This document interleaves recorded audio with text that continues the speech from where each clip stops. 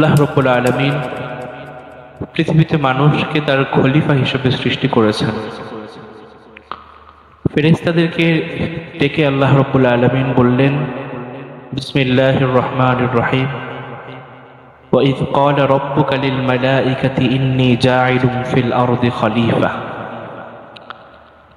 যে হে নবী, আপনার রব, আপনার প্রতিপালক ফেরেশতাদেরকে বললেন যে নিশ্চয়ই আমি পৃথিবীতে আমার খলিফা বা প্রতিনিধি সৃষ্টি করব। যেই প্রতিনিধির কাজ হবে পৃথিবীতে আমার বিধান বাস্তবায়ন করা। আমি যেভাবে তাদেরকে বলি সেভাবে তারা চলবে, তাদের জীবনকে সেভাবে পরিচালিত করবে। এটা হলো খলিফার কাজ।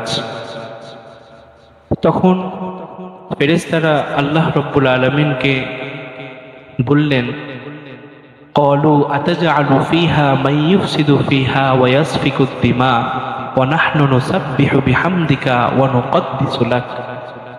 ফেরেশতারা বললেন, হে আমাদের রব, হে আমাদের আল্লাহ, আপনি কেন পৃথিবীতে আপনি এমন কিছু মানুষকে সৃষ্টি করতে চাইছেন যারা পৃথিবীতে গিয়ে ফিতনা ফাসাদ তৈরি করবে। মানুষ সৃষ্টির আগে আল্লাহ রাব্বুল আলামিন পৃথিবীতে জিনদেরকে পাঠিয়েছিলেন এই পৃথিবী আবাদ করার জন্য। জিনেরা পরস্পর মারামারি, কাটাকাটি, ফিতনা ফাসাদের মধ্যে লিপ্ত হয়ে যাওয়ার পর আল্লাহ রাব্বুল আলামিন তাদেরকে উঠিয়ে নেন পৃথিবী থেকে। এরপর আল্লাহ রাব্বুল আলামিন ফেরেশতাদেরকে বললেন, আমি মানুষ সৃষ্টি করব। ফেরেশতারা বললেন, হে আল্লাহ, তারা তো আগের সেই জিনদের মতোই করবে গিয়ে। তখন আল্লাহ রাব্বুল আলামিন তিনি বললেন যে আমি যতটা জানি তোমরা ততটুকু জানো না। আল্লাহ রাব্বুল আলামিন হযরত আদম আলাইহিস সালামকে সৃষ্টি করলেন, পৃথিবীতে পাঠালেন তাকে। আদম আলাইহিস সালাম তার সময় থেকেই তার সন্তানেরা পৃথিবীতে মারামারি কাটাকাটিতে লিপ্ত হয়ে গেল। কোরআন মাজিদে এই বর্ণনা এসেছে। এরপর মানুষেরা যখন হযরত আদম আলাইহিস সালামের দেখানো দিনের উপর চলছিল, আদম আলাইহিস সালামের ইন্তেকালের পর পৃথিবীতে একটা সময় মূর্তি পূজার সয়লাভ হয়ে গেল। মানুষ আল্লাহ রাব্বুল আলামিনের ইবাদত বাদ দিয়ে আল্লাহ তাআলাকে ভুলে গিয়ে মূর্তি পূজায়, বিভিন্ন ধরনের শয়তানের পূজায় তারা লিপ্ত হয়ে গিয়েছিল। তখন আল্লাহ রাব্বুল আলামিন পৃথিবীর সর্বপ্রথম রাসূল হযরত নূহ আলাইহিস সালামকে তিনি পাঠিয়েছেন। শয়তান যখন এই মূর্তি পূজার মাধ্যমে মানুষের মস্তিষ্ক দখল করে ফেলেছিল, তখন আল্লাহ রাব্বুল আলামিন হযরত নূহ আলাইহিস সালামকে দাওয়াত দেওয়ার জন্য পাঠালেন, তাওহীদের দাওয়াত।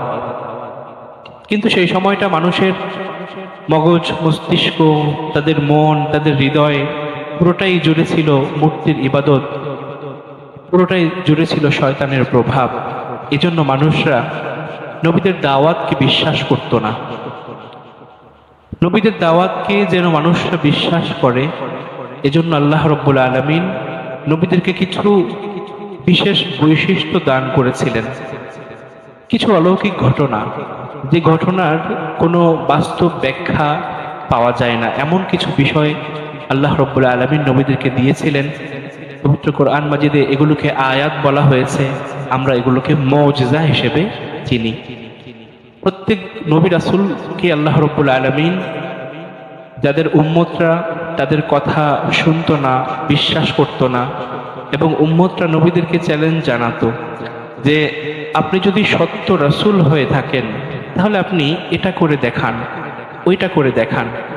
এভাবে উম্মতরা নবীদের কাছ থেকে মুজিজা দেখতে চাইতো। আল্লাহ রাব্বুল আলামিন তার ফয়সালা অনুযায়ী তিনি উম্মতদেরকে নবীদের মাধ্যমে মুজিজা দেখাতেন। হযরত নূহ আলাইহিস সালামের সময় আল্লাহ তাআলা প্লাবন দিলেন। সেই প্লাবনে, সেই মহা বন্যায় বেঁচে থাকার জন্য আল্লাহ রাব্বুল আলামিন নূহ আলাইহিস সালামকে নৌকা বানানো শিখিয়ে দিলেন,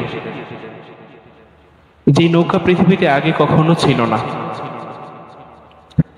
আল্লাহ রাব্বুল আলামিন নূহ আলাইহিস সালামকে দিয়ে সেই নৌকা বানানো শিখালেন। এটাই ছিল তার মুজিজা। এরপর হযরত সালেহ আলাইহিস সালামকে আল্লাহ রাব্বুল আলামিন তার কওমের কাছে পাঠালেন দাওয়াত দেওয়ার জন্য।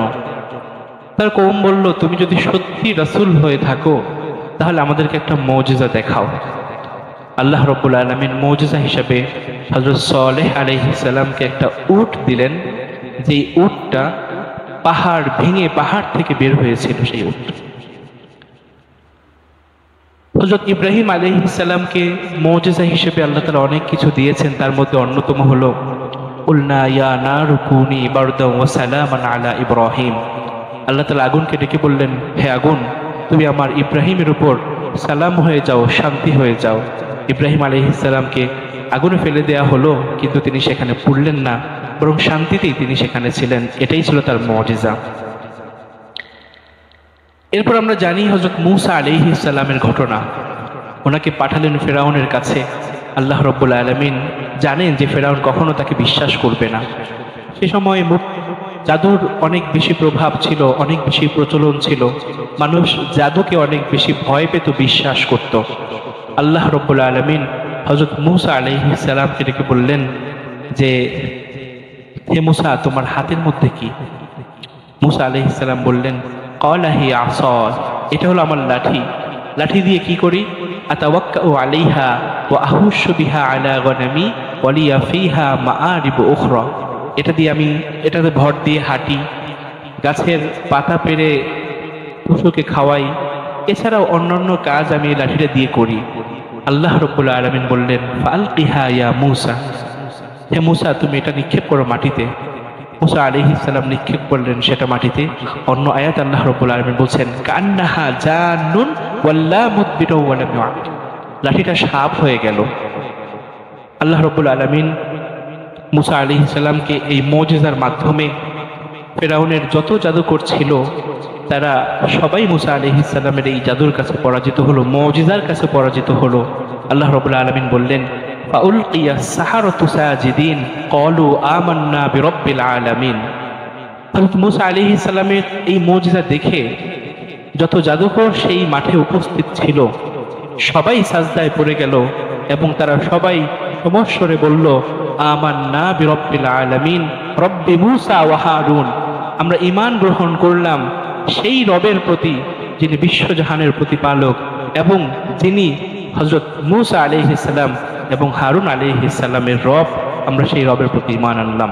তাহলে এই মুজিজার মাধ্যমে আল্লাহ রাব্বুল আলামিন অবিশ্বাসী উম্মতকে তিনি কি করলেন? বিশ্বাসী বানানোর জন্য, নবীদেরকে সহযোগিতা করার জন্য মুজিজা দিলেন। হযরত ঈসা আলাইহিস সালামের সময় চিকিৎসা বিজ্ঞানের অনেক প্রভাব ছিল, অনেক গুরুত্ব ছিল এই বিষয়টার। এই জন্য আল্লাহ রাব্বুল আলামিন হযরত ঈসা আলাইহিস সালামকে তিনি চিকিৎসা বিজ্ঞানের অন্যতম গুরুত্বপূর্ণ একটি মুজিজা তিনি দান করলেন।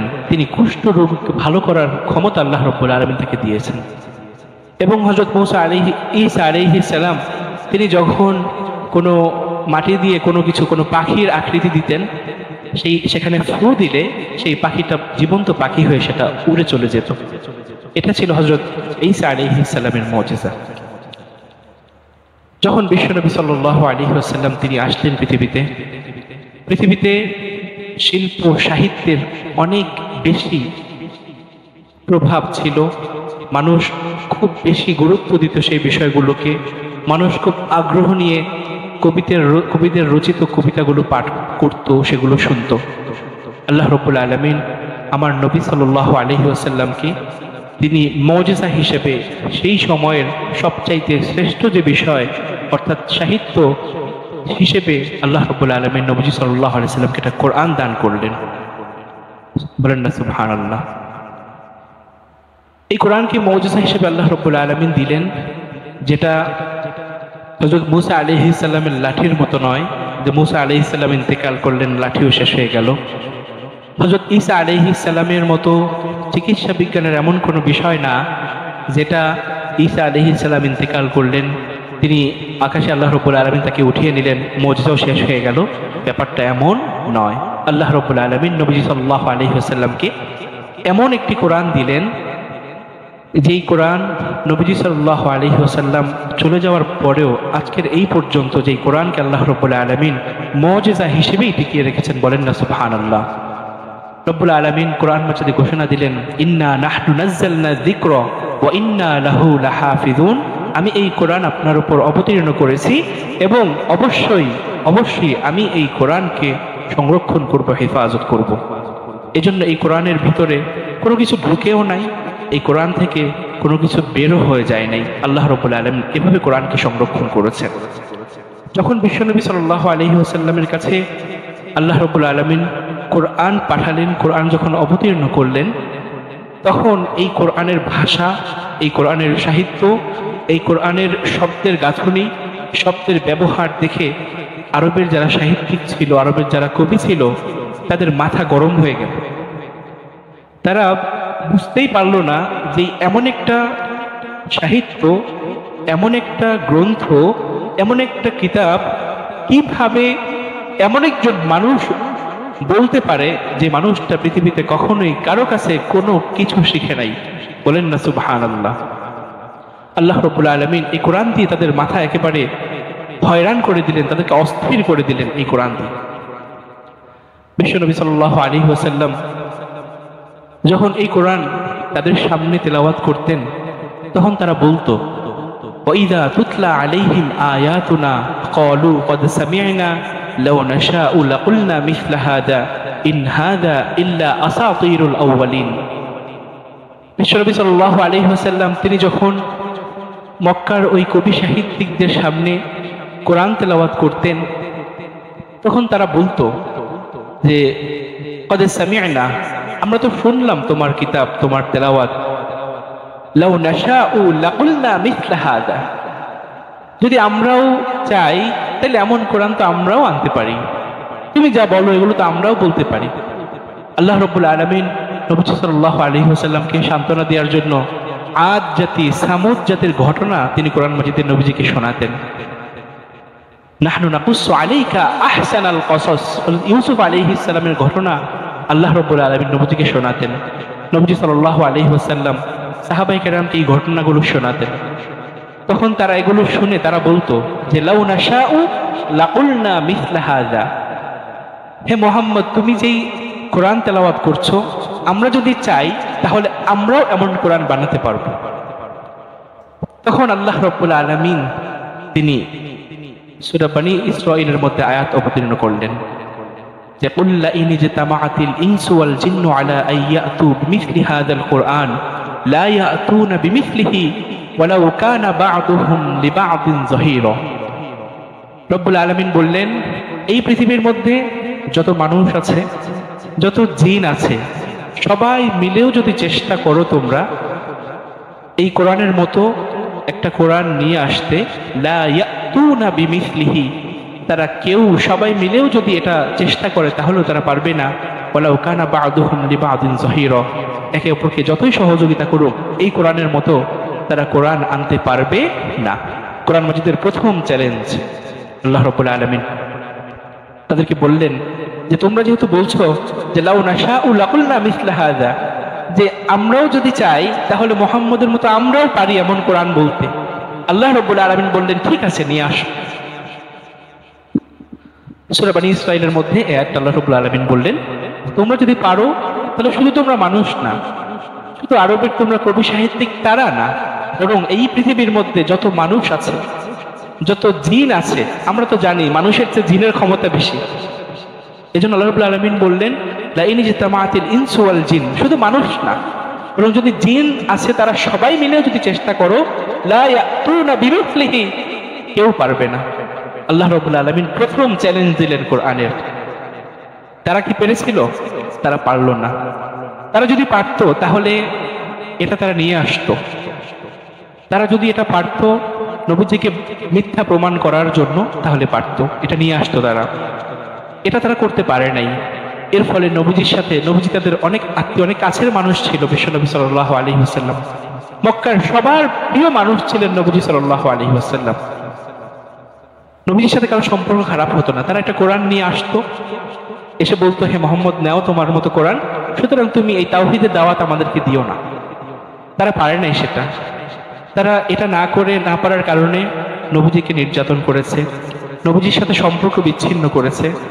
যারা ঈমান গ্রহণ করেছিল তাদেরকে মেরে নির্যাতন করে দেশ থেকে বের করে দিয়েছে।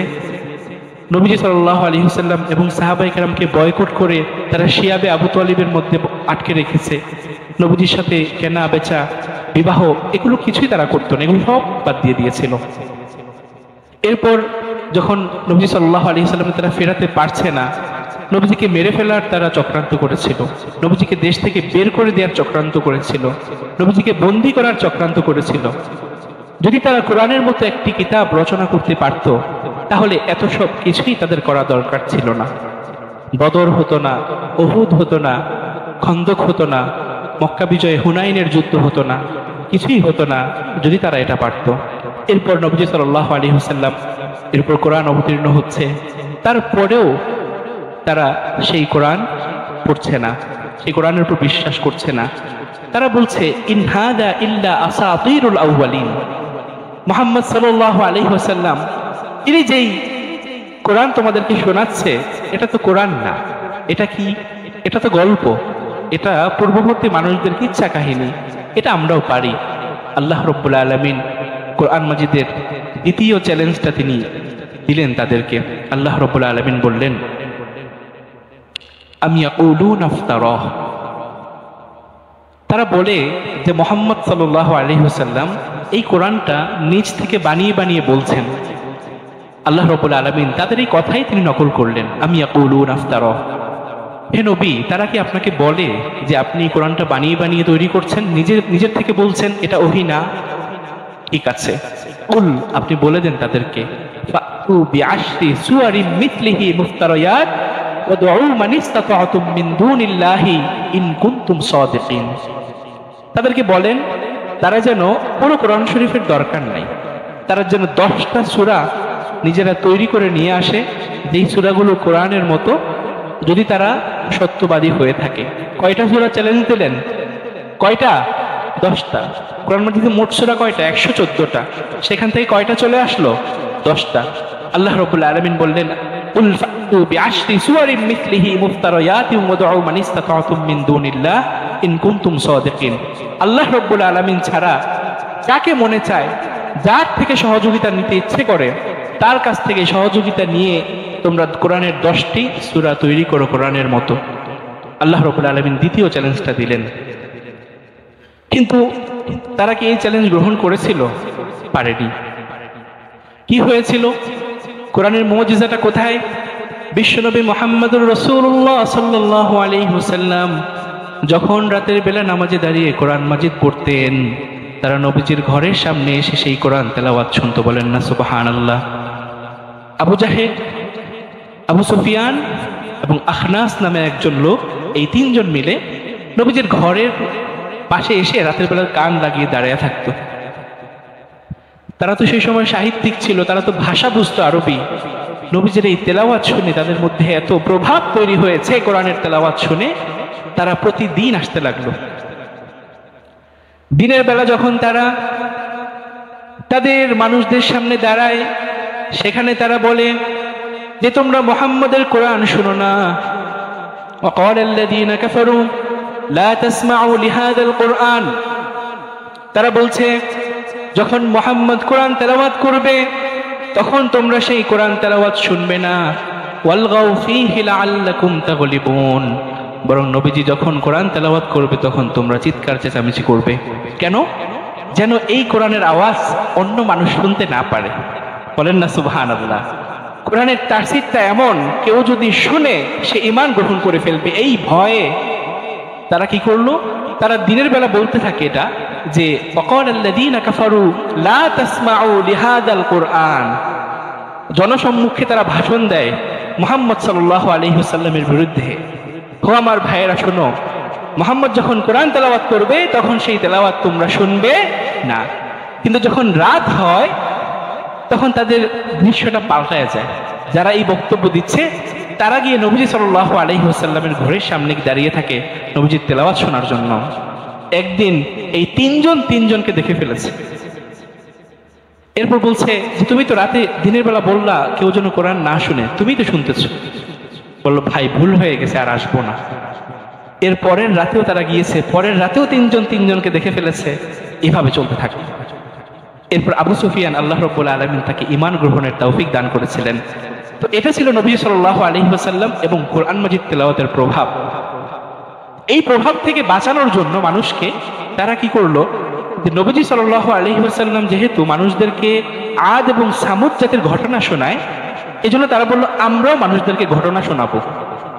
তাহলে মানুষ আর নবীজির কথা না শুনে আমাদের এই ঘটনাগুলো শুনবে, কারণ সেই সময় তো মানুষের বিনোদন একটাই, সেটা হলো সাহিত্য। তো নবীজি সাল্লাল্লাহু আলাইহি ওয়াসাল্লাম এমন সাহিত্য নিয়ে আসলেন যেই সাহিত্য আরবের সব সাহিত্যকে ম্লান করে দিয়েছে, পরাজিত করে দিয়েছে। তারা বলেছে ঠিক আছে, কবিতা শুনে যেহেতু ভালো লাগে না, তাহলে আমরা তাদেরকে ঘটনা শোনাবো। এজন্য নজর ইবনে হারিস নামে একজন ব্যবসায়ী, সে ব্যবসা করতে ইরান যেত। ইরানের পারস্যের কায়সার এবং কিসরার যে সমস্ত ঘটনাগুলো ছিল সেগুলো সে তখন নিয়ে এসেছে মক্কায় নিয়ে এসে সে মানুষদেরকে এগুলো পড়ে শোনাতে লাগলো। আল্লাহ রাব্বুল আলামিন কোরআন মাজিদের আয়াত নাযিল করলেন, ওয়ামিনান নাসি মাই ইয়াশতারি লাহওয়াল হাদিস লিয়ুদিল্লা আন সাবিলিল্লাহ। হে নবী, মক্কার কিছু মানুষ তারা সেই ইরান থেকে কি নিয়ে এসেছে, কাহিনীর বস্তা নিয়ে এসেছে, সেগুলো মানুষদেরকে শোনাচ্ছে। আপনি কিন্তু বিচলিত হবেন না, কারণ এই কোরআনের মধ্যে প্রভাব সৃষ্টি করে দিয়েছেন কে? আল্লাহ রাব্বুল আলামিন। আল্লাহ রাব্বুল আলামিন নবীজিকে বললেন, ইয়া রাসূলুল্লাহ, ওয়ামিনান নাসি মান ইয়াশতারি লাহওয়াল হাদিস লিয়ুদিল্লা আন সাবিলিল্লাহ বিগাইরি ইলম। তারা মানুষদেরকে পথভ্রষ্ট করার জন্য কি করেছে? এই ঘটনাগুলো নিয়ে এসেছে। আপনি কোরআন তেলাওয়াত করে যেতে থাকেন, আপনার চিন্তার কিছু নাই। তাহলে কোরআন থেকে মানুষদেরকে বিরত রাখার জন্য, কোরআন থেকে মানুষ যেন কোরআন না শুনে, এই চক্রান্ত যখন কোরআন নাজিল হয় তখন থেকেই শুরু হয়ে গিয়েছে, সেটা এখনো চলছে। লাহওয়াল হাদিস এটা কি? কোরআন মাজিদের এই লাহওয়াল হাদিসের ব্যাখ্যায় হযরত আব্দুল্লাহ ইবনে মাসউদ রাদিয়াল্লাহু আনহু এবং হযরত হাসান বসরি রাহমাতুল্লাহি আলাইহি ওনারা বলেছেন, লাহওয়াল হাদিস মানে হলো গান। লাহওয়াল হাদিস মানে কি? গান। অন্য একটি বর্ণনা এসেছে, তারা ইরান থেকে একটা নাচ করতে পারে এমন একজন দাসী তারা কিনে নিয়ে এসেছিল। সেই দাসী নাচানাচি করতো, সব মানুষ সেখানে দেখতো, তারা যেন কোরআন শুনতে না পারে। লা তাসমাউ লিহাদাল কুরআন ওয়ালগাউ ফীহি লাআল্লাকুম তাগলিবুন। যখন কোরআন তেলাওয়াত হতো তখন তারা এদিকে নাচের ব্যবস্থা করে দিয়েছিল। এই পরিস্থিতি এখনো আছে কিনা? এখন আমাদের কাছে ইউটিউব আছে, তাই না? আপনি দেখবেন যে আপনাকে এই কোরআন থেকে বিরত রাখার জন্য তারা কত রকমের চেষ্টা করছে। আপনি যদি বিষয়টা দেখেন, আপনি যদি দেখেন যে এই ইউটিউবে এখানে তো কোটি কোটি ভিডিও আছে, এখানে কতটা গানের ভিডিও আছে আর কতটা কোরআন মাজিদ তেলাওয়াতের ভিডিও আছে। একটা গান এটা কতজন মানুষ দেখে, আর একটা কোরআন তেলাওয়াতের ভিডিও এটা কতজন মানুষ দেখে। তাহলে আপনাকে কোরআন তেলাওয়াত থেকে বিরত রাখার জন্য সেই পন্থা যারা নবীজির সময় অবলম্বন করেছিল, যারা ইরান থেকে নৃত্য করে এমন দাসী নিয়ে এসেছিল, একইভাবে আপনাকেও কোরআন থেকে সরিয়ে রাখার জন্য এখনো সেই ষড়যন্ত্র, এখনো সেই চক্রান্ত চলছে। সবার একটাই চেষ্টা, কেউ যেন কোরআন না শুনে। সবার একটাই চেষ্টা, কেউ যেন কোরআন না শুনে। তারা যেমন দিনের বেলা মানুষের মাঝে এই বক্তব্য দিয়ে রাতের বেলা নবীজির তেলাওয়াত শুনতো, একইভাবে এখনো মানুষ আপনাকে আমাকে তারা কোরআন থেকে বিরত রেখে নিজেরা সেই কোরআন নিয়ে গবেষণা করছে, তারা উন্নতির শিখরে পৌঁছে যাচ্ছে। এটা হলো কোরআন থেকে মানুষকে বিরত রাখার পদ্ধতি। তখনও যেমন ছিল এখনো তেমন রয়েছে, এজন্য সতর্ক থাকা দরকার। এরপর বিশ্বনবী সাল্লাল্লাহু আলাইহি ওয়াসাল্লাম কোরআন তেলাওয়াত করে যাচ্ছেন, মানুষরা ঈমান গ্রহণ করছে। তারা একই ধরনের কথা বলতে থাকে যে এই কোরআন এটা তো মুহাম্মদের বানানো তৈরি। আল্লাহ রাব্বুল আলামিন কোরআন মাজিদের শেষ চ্যালেঞ্জটা তাদেরকে দিলেন যে তোমরা যদি বলে থাকো এই কোরআন মুহাম্মদ সাল্লাল্লাহু আলাইহি ওয়াসাল্লাম তিনি বানাচ্ছেন, তাহলে তোমরাও এমন একটি কোরআনের মতো একটি সূরা বানায় নিয়ে আসো। কয়টা সূরা? কয়টা সূরা? রব্বুল আলামিন বলছেন আম ইয়াকুলুনা ইফতারা, তারা বলছে বিশ্বনবী সাল্লাল্লাহু আলাইহি ওয়াসাল্লাম কোরআন বানান, বানিয়ে বানিয়ে কোরআন বলেন। হে নবী আপনি বলে দেন ফাতু বিসূরাতিন মিসলিহি, ফাতু বিসূরাতিন মিসলিহি ওয়াদউ মান ইসতাতা'তুম মিন দুনিল্লাহি ইন কুনতুম সাদিকিন। যদি এই কোরআনের ব্যাপারে কারো কোনো সন্দেহ থাকে, এখনো 2বার চ্যালেঞ্জ দেয়া হয়েছে, সেই চ্যালেঞ্জ কেউ নিতে পারে নাই। আরেকবার সর্বশেষ চ্যালেঞ্জ দেয়া হলো, তোমরা যদি এই কোরআনকে বিশ্বাস না করো তাহলে এই কোরআনের মতো একটি সূরা তোমরা তৈরি করে নিয়ে আসো। কয়টা সূরা? কয়টা সূরা? প্রথমে ছিল কয়টা? 114টা। কয়টা ছিল? 114টা। 114 থেকে কয়টায় আসলো? 10টা। বিআশরি সূরারিন মিসলি, 10টা সূরা নিয়ে আসো। এরপর আল্লাহ রাব্বুল আলামিন শেষ বললেন একটা সূরা নিয়ে আসো। কয়টা সূরা? একটা সূরা নিয়ে আসো। অন্য আয়াত আল্লাহ রাব্বুল আলামিন বলেছেন সূরা বাকারার মধ্যে, ওয়া ইন কুনতুম ফি রাইবিন মিম্মা নাযালনা আলা আবদিনা, আমি আমার বান্দা মুহাম্মদুর রাসূলুল্লাহ সাল্লাল্লাহু আলাইহি ওয়াসাল্লামের উপর যেই কোরআন অবতীর্ণ করেছি, এটা নিয়ে তোমাদের কারো যদি কোনো সন্দেহ থাকে তাহলে কি করো? ইন কুনতুম ফি রাইবিন মিম্মা নাযালনা আলা আবদিনা ফাতু বিসূরাতিন মিসলিহি, কয়টা সূরা নিয়ে আসো? একটা সূরা নিয়ে আসো। পেরেছে এ পর্যন্ত? পারে নাই। সাবা মুআল্লাকাত ছিল আরবে, যে সেখানে মেলা হতো, ওই মেলায় সবচাইতে শ্রেষ্ঠ যে 7টা কবিতা নির্বাচিত হতো, ওই 7টা কবিতাকে তারা কাবার দেয়ালে ঝুলিয়ে দিত। এজন্য এগুলোকে বলা হতো আসসাবাউল মুআল্লাকাত, 7টি ঝুলানো কবিতা, শ্রেষ্ঠ 7টি ঝুলানো কবিতা। এই সাবাউল মুআল্লাকাতের একজন কবি, তাকে যখন বলা হলো যে তুমি তো সাবুল মুআল্লাকাতের একজন শ্রেষ্ঠ কবি, তাহলে তুমি একটা কোরআন নিয়ে আসো, একটা সূরা তৈরি করো। এখন তো চ্যালেঞ্জটা কমে গেল, তাই না? সহজ হয়ে গেল। আর একটা সূরা, তুমি একটা সূরা নিয়ে আসো, একটা সূরা তুমি তৈরি করো। সে কোরআন শরীফ পুরোটা পড়ছে, বিভিন্ন সূরা পড়ে এখানের মতো একটু তৈরি করা যায় কিনা, ইন্না আতাইনাকাল কাউসার সবচেয়ে ছোট, এটার মতো কিছু বানানো যায় কিনা, 3 আয়াতের একটা সূরা। সে অনেক চেষ্টা করে সে ঘোষণা দিল যে লাইসা হাযা মিন কালামিল বাশার, এই কোরআনটা এমন কোরআন, এমন এক কিতাব যার কোনো মানুষের পক্ষে সেটা তৈরি করা সম্ভব হয় না। তাহলে কোনো মানুষের পক্ষে সে বলেছে, কোনো যন্ত্রের পক্ষে কি সেটা তৈরি করা সম্ভব? মানুষের থেকে তো এখন যন্ত্র আরো বেশি আপডেটেড, তাই না? এখন আমাদের কাছে ওপেন এআই আছে, তাই না? এখন এআই এর যুগ চলতেছে। সে যন্ত্র, পৃথিবীর সব জ্ঞান তার মধ্যে দিয়ে দেয়া হয়েছে। তাহলে ওই আরবের কবি সে বলেছে লাইসা হাযা মিন কালামিল বাশার, এই কোরআন এটা কোনো মানুষের কথা হইতে পারে না। তাহলে এটা কি যন্ত্র কি বানাইতে পারবে? যে যন্ত্রের মধ্যে পৃথিবীর সব জ্ঞান দিয়ে দেয়া হয়েছে, সেই যন্ত্র বানাইতে পারবে?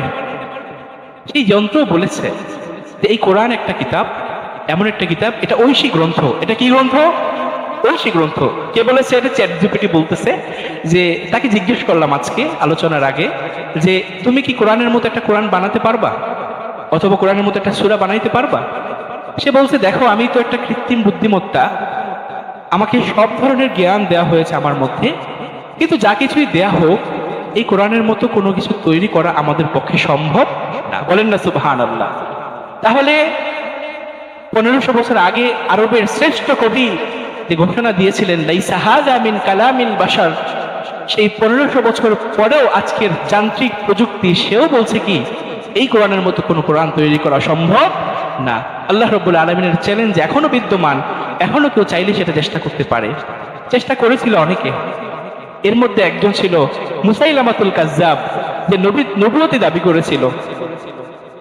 সেই ইয়ামান থেকে দলবল নিয়ে বিশ্বনবী সাল্লাল্লাহু আলাইহি ওয়াসাল্লামের কাছে আসলো, এসে বলল আমি আপনাকে নবী হিসেবে মানি, তবে একটা শর্ত, আপনি যখন ইন্তেকাল করবেন তখন আপনার এই নবুয়তের দায়িত্ব আমাকে দিয়ে যাইতে হবে।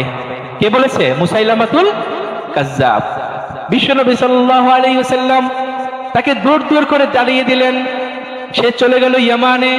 ইয়ামানে গিয়ে সে বলল আমি একজন নবী। তখন ইয়ামানের মানুষ বলল যে মুহাম্মদ সাল্লাল্লাহু আলাইহি ওয়াসাল্লাম একজন নবী, তিনি তো কোরআন তেলাওয়াত করেন, তুমিও পারলে এমন একটু কিছু বানায় আমাদেরকে দেখাও। মুসাইলামাতুল কাজ্জাব কোরআন রচনা করলো, আল ফিলু মাল ফিলু ওয়া মা আদরাকা মাল ফিল। সে কোরআন বানাইলো। কি বানাইলো? কোরআন বানাইলো। কি বলেছে? যে আল ফিলু আলাম তারা কাইফা ফাআলা রাব্বুকা বিআসহাবিল ফিল। সূরা ফিল আমরা পড়ি না? সূরা ফিলের মতো একটা সূরা সে বানানোর চেষ্টা করলো 3টি আয়াত দিয়ে। কয়টি আয়াত দিয়ে? 3টি আয়াত। সে বলল আল ফিলু মাল ফিলু ওয়া মা আদরাকা মাল ফিল। এই কোরআন সে বানালো। তখন এইটা শুনে তার আশেপাশে যারা ছিল, কিছুদিন আগেও তার প্রতি যে ভক্তি শ্রদ্ধা ছিল, তার সেই ভক্তি শ্রদ্ধা একেবারে তাকে নিয়ে হাসাহাসি মানুষ শুরু করে দিল। সেই থেকে কোরআন মাজিদের এই চ্যালেঞ্জ, একটি সূরাও যদি কেউ পারে, তখনও যেমন কেউ পারে নাই, এখনো কেউ পারবে না। এজন্য এই কোরআনের তাসির, কোরআনের প্রভাব, এটা কোনোভাবেই অন্য কোনো কিতাবে, অন্য কোনো গ্রন্থে নেওয়া সম্ভব না। এখন আমরা কি এটা বুঝি? এই যে এত আলোচনা করলাম কোরআন নিয়ে, আমরা তো বুঝতে পারি না এটা। এই কোরআনের তাসির তো আমরা বুঝি না। এর প্রথম কারণ কোরআন তেলাওয়াত না করা, দ্বিতীয় কারণ আরবি ভাষা না বোঝা। তো আপনি দেখেন যে বাংলা ভাষায় একটা কবিতা, এই কবিতাটা যদি নজরুল পড়ে, তাহলে কবিতাটা যদি উচ্চ মার্গের সাহিত্য দিয়ে হয়, তাহলে তার সে যে বিষয়টা বুঝতে পারবে, আমি যদি পড়ি, আপনি যদি পড়েন, তাহলে কি সেটা বুঝতে পারবো আমরা? সেটা সম্ভব না। এজন্য আমরা এখানে দলিল উপস্থাপন করছি যে সেই সময়ের যারা শ্রেষ্ঠ সাহিত্য ছিল, তারা বলছে যে লাইসা হাযা মিন কালামিল বাশার, এটা কোনো মানুষের পক্ষে বানানো সম্ভব না। এজন্য কোরআনের প্রভাব কি? আল্লাহ রাব্বুল আলামিন বলছেন, লাউ আনজালনা হাযাল কুরআন আলা জাবালিন লারাআইতাহু খাশিআম মুতাসাদ্দিআম মিন খাশিয়াতিল্লাহ। হে নবী, এই কোরআন যদি আমি কোনো পাহাড়ের উপর অবতীর্ণ করি, তাহলে এই কোরআনের ভার এমন, এই কোরআনের প্রভাব এমন, ওই পাহাড়টা চূর্ণ বিচূর্ণ হয়ে যাবে। কোনো পাহাড়ের সক্ষমতা নাই, কোনো পাহাড়ের ক্ষমতা নাই যে পাহাড় কোরআন শরীফের প্রভাব গ্রহণ করতে পারবে, কোরআন শরীফের তাসির গ্রহণ করতে পারবে। এজন্য আল্লাহ রাব্বুল আলামিন বলছেন, ইন্না সানুলকি আলাইকা কাওলান সাকিলা। হে নবী, আমি আপনার উপর এমন একটি কিতাব নাজিল করছি, এমন একটি কথা আপনার উপর আমি অবতীর্ণ করছি, যেই কথাটা খুবই ভারী, যেই কথাটা খুবই গুরুত্বপূর্ণ। এজন্য এই কোরআনকে, এই তাসির বোঝার জন্য আমার মধ্যে যত খারাপই আছে, যত মন্দ আছে আমার মধ্যে, এই মন্দ দূর হবে কিসের মাধ্যমে? কোরআন তেলাওয়াতের মাধ্যমে, কোরআন শোনার মাধ্যমে, তেলাওয়াত শোনার মাধ্যমে আল্লাহ রাব্বুল আলামিন আমাদের এই অন্তরকে সাফ করে দিবেন। এজন্য আজকের গবেষণা বলছে যে কোনো একজন মানুষ যখন কোরআন শুনে, অথবা কোনো একজন মানুষ যখন কোরআন পড়ে, তখন তার মস্তিষ্কের মধ্যে আল্লাহ রাব্বুল আলামিন আলফা ওয়েভ তৈরি করে দেন। আলফা ওয়েভ কি? সাধারণভাবে একজন মেধাবী মানুষ কোনো কিছু পড়ে শেষ করতে যদি তার 10 মিনিট লাগে, তাহলে আলফা ওয়েভ সৃষ্টি হইলে সেই বিষয়টা মুখস্থ করতে, সেই বিষয়টা পড়তে তার সময় লাগে 2 মিনিট। কয় মিনিট? তো কোনো মানুষ যখন কোরআন তেলাওয়াত করে, তখন আল্লাহ রাব্বুল আলামিন তার মাথার মধ্যে কি তৈরি করে দেন? আলফা ওয়েভ সৃষ্টি করে দেন। এজন্য আমাদের ছোট ছোট বাচ্চারা 6 বছর বয়স, ও কথাও বলতে পারে না ঠিক মতো, ও কোরআন মুখস্থ করে বসে আছে, বলেন না সুবহানাল্লাহ। এজন্য আল্লাহ রাব্বুল আলামিন বলছেন, ইন্না নাহনু নাযালনা যিকরা ওয়া ইন্না লাহু লাহাফিজুন। আমি এই কোরআনকে অবতীর্ণ করেছি, এই কোরআনকে আমি কি করব? হেফাজত করব। এজন্য সম্মানিত হাজিরিন, আসুন আমরা কোরআন তেলাওয়াত করি, আমরা কোরআন মাজিদ তেলাওয়াত শুনি। আল্লাহ রাব্বুল হাদিসে নবীজি সাল্লাল্লাহু আলাইহি ওয়াসাল্লাম বলেছেন যে খায়রুকুম মান তাআল্লামাল কুরআন ওয়া আল্লামা। আপনারা সবাই জানেন এই হাদিস, যে ব্যক্তি কোরআন তেলাওয়াত করে, কোরআন শিখে এবং যে ব্যক্তি শেখায়, তারা সর্বশ্রেষ্ঠ মানুষ। সর্বশ্রেষ্ঠ মানুষ কেন? মস্তিষ্কের দিক থেকে তারা অন্য মানুষের চেয়ে বেশি উন্নত, বলেন না সুবহানাল্লাহ। সম্মানিত হাজিরিন, আমরা বেশি বেশি কোরআন তেলাওয়াত করব। আল্লাহ রাব্বুল আলামিন আমাদের জীবনকে কোরআনের মাধ্যমে আলোকিত করার তৌফিক দান করুন, আমিন। আসসালামু আলাইকুম ওয়া রাহমাতুল্লাহি ওয়া বারাকাতুহু। সম্মানিত হাজিরিন, আগামীকাল শনিবার ইনশাআল্লাহ আমাদের দারুন নাজাত মাদ্রাসা মসজিদে তালিমি জলসা হবে মাগরিবের পর। সবাইকে সেখানে উপস্থিত হওয়ার জন্য দাওয়াত দিচ্ছি। যারা 4 রাকাত সুন্নাত পড়েননি, 4 রাকাত সুন্নাত পড়েন।